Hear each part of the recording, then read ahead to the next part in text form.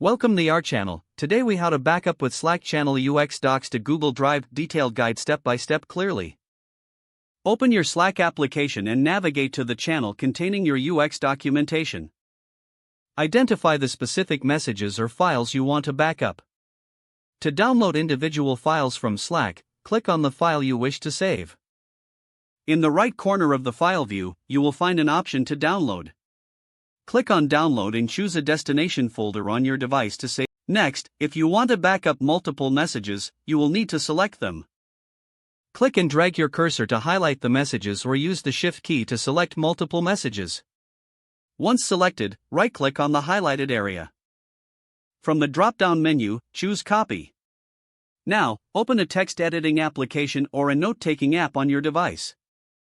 Paste the copied messages into your new document. Save this document in a designated folder for easy access. After gathering all your documents and messages, open your Google Drive account. Once in Google Drive, click on the New button located on the left-hand side. From the drop-down menu, select File Upload if you are uploading individual files. Choose the files you downloaded from Slack and click Open.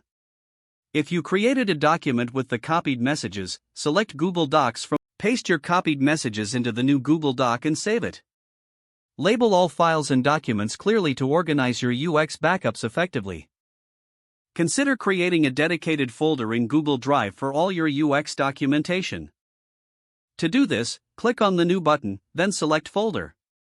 Name the folder appropriately, such as UX Document. You can share this folder with team members by right-clicking on it and selecting Share. Enter the email addresses of your team members to enable access. Confirm that all files are backed up and accessible on Google Drive. Your backup process is now complete. If the page does not load, refresh the browser or try again in a private or incognito window.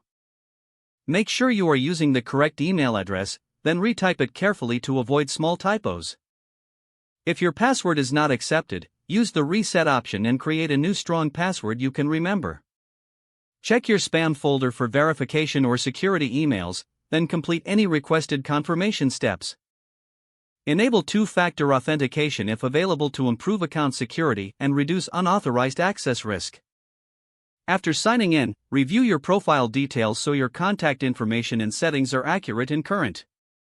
If you see an error message, note it down and try again after restarting your device and internet connection.